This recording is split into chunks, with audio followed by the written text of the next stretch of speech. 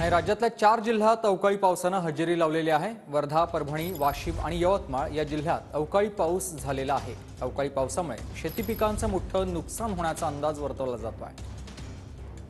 आपण ही 3 दृश्य बघतोय। वर्धा जिल्ह्याला अवकाळी पावसानं झोडपलेलं आहे, तर दुसऱ्या बाजूला परभणीत देखील पूर्णा शहरात मुसळधार पाऊस झालेला आहे।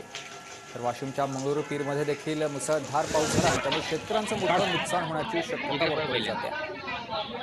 पावसामुळे लग्न मंडप कोसळलेला आहे वाशिमच्या मंगळुरू पीरमध्ये, तर परभणीच्या पूर्णा शहरात देखील अवकाळी पाऊस झाला आणि वर्धा जिल्ह्यातला अवकाळी पावसासह गारपिटीचा तडाखा बसलेला आहे।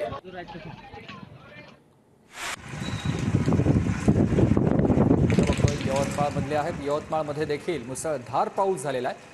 वारासह झालेल्या या मुसळधार पावसामुळे शेती पिकांचं मोठं नुकसान होण्याची शक्यता आहे, त्यामुळे शेतकरी चिंतेत आहे।